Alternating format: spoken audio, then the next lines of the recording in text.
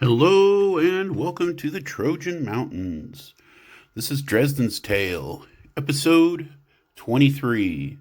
I'm your guide, Lewis Nichols, and this is the show where we follow Dresden Fane, the warlock adventurer, member of the Stone Clan, House of Nanok, as he attempts to make his way through a difficult world, learning life's lessons. Now, he is a warrior. He's already learned the basics. He's from a society that doesn't have a tremendous value on human life like we do today in most Earth real world societies. He lives in a world where 99.5% of the population firmly 100% believes that warriors will be reborn into future generations.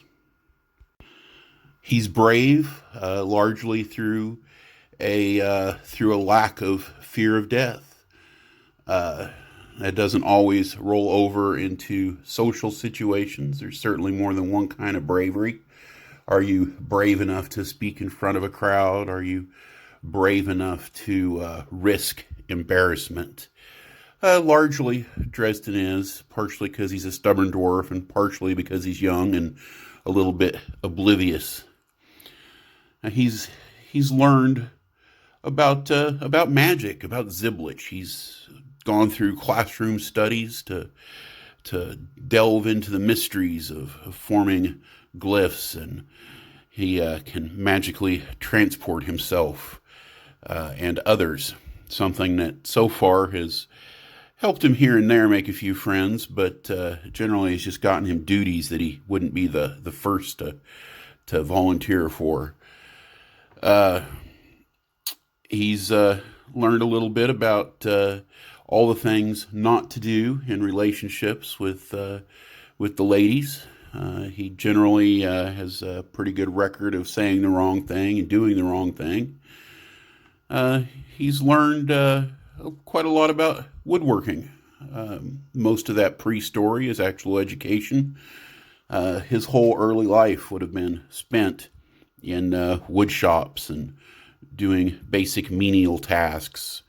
He's starting off like we imagine it, sweeping the floors, learning a little bit as you go, and eventually doing projects on your own.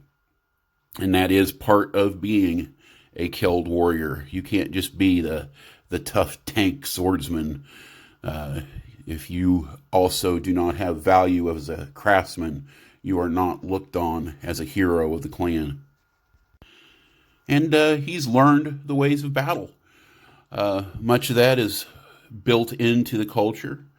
You're taught as a very young the basics of not just personal combat, but of more organized combat. He would have wrestled as a youth, boxing and sparring as he got a little bit older. Then various ceremonies, letting a bunch of young teens into a corral with pigs or cattle to get bloody, to slaughter them in the most violent way you can imagine, just so they get used to the feel of being in a chaotic, bloody, dangerous situation. And it is dangerous. Youth do die in these some of these rougher exercises. It is not even not unheard of at all. So as we move into chapter 22 on this 20th day of Thorsten, 2051 years after the fall, Dresden is thinking about these rules. He's thinking about something Druvmoiden taught him, that in battle you can take one of three actions. You can run, you can fight, or you can look like a fool. If you want to live, choose the first option, he would say. No matter what your brain tries to tell you, might be wiser. As Dresden went airborne, he remembered those words like they'd just been spoken minutes ago. He hadn't exactly chosen, but he was on a collision course for option number 3. Gripping the sideboard so hard his fingers might break, it was his only chance. Seconds ago, the Blue Mountain Wyvern had driven his head under the wagon, trying to take a bite out of Liz. Rather than simply withdrawing, the great flightless beast picked its head straight up, flipping the wagon high into the air. The wood and metal frame cracked under the stress, but for the most part held intact. He was in the middle of a 300-degree spin, oxen and all. He didn't want to look like a fool. As he spun, he tried to justify his hopping into the wagon. It was a strategic move to gain a better angle of attack. Still, he had to consider the possibility he was trying to avoid the monster altogether. That would be running. Yet, here he was, spinning cattywampus through the air, accomplishing absolutely nothing but to look moronic. Drail had tried to fight. It didn't work out for him. Now his parts were scattered over half an acre. He'd spotted Liz around the halfway point of the rotation, still alive and scrambling to get away. Running, but alive. And no one would be watching to know it. All eyes were on the fool. It seriously brought into question the entire lesson of the 3 actions. The spinning wagon landed with a shattering crash. Dresden wondered for an instant how he was lucky enough to end up on top of the teetering wreck and not under it. Maybe luck was too strong a word, he considered, as the wyvern's hot breath hit him. All things taken into account, it could have been worse. Some of these reptilian-looking monsters were said to breathe fire.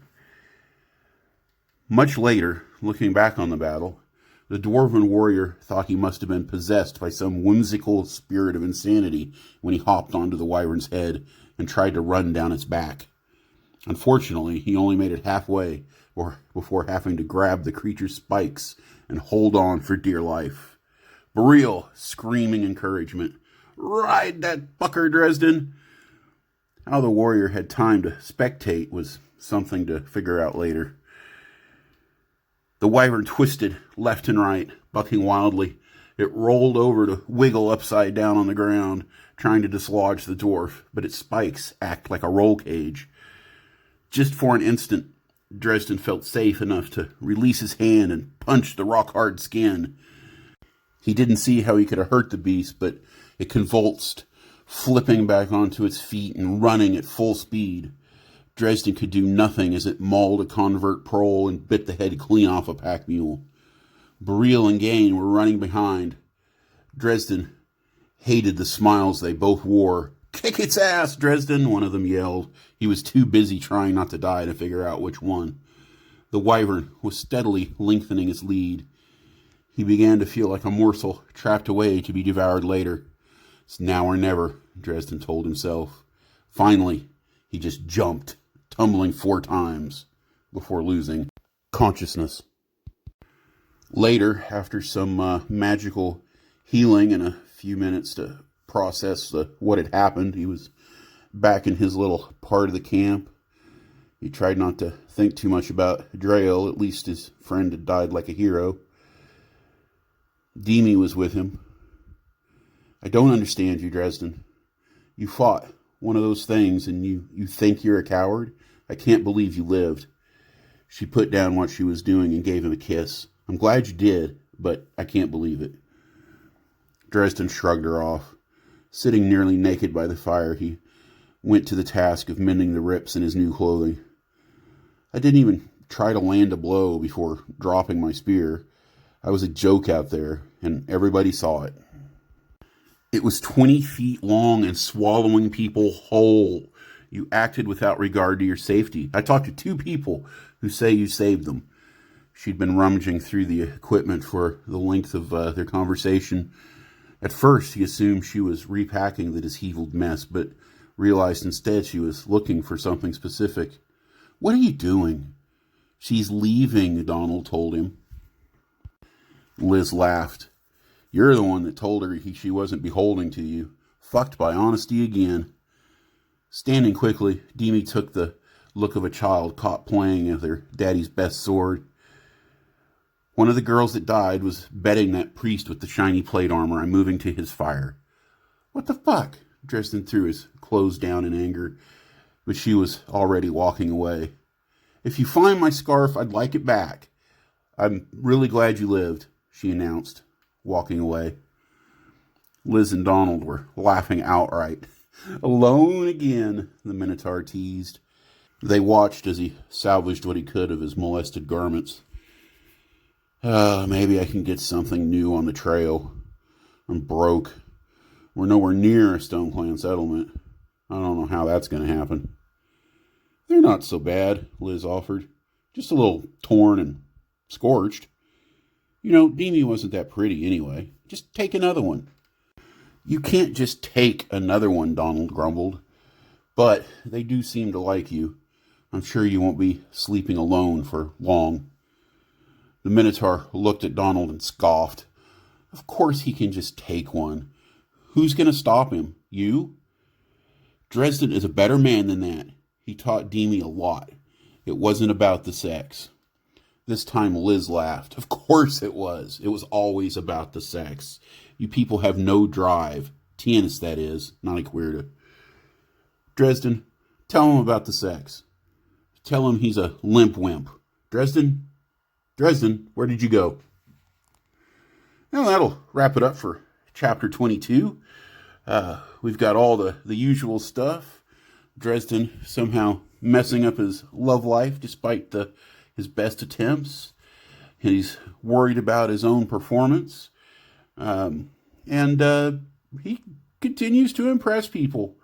You know, he might not have looked great during battle, but he was way outclassed. Everybody knows it.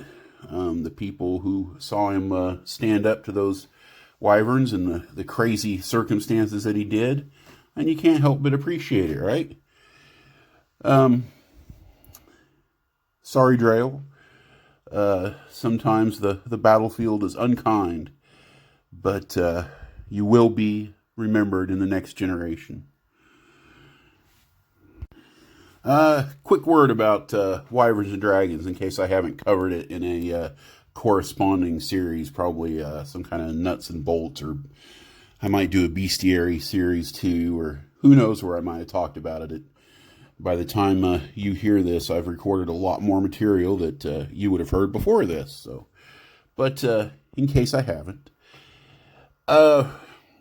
my dragons are elemental. I don't have a 100 different kinds of dragons.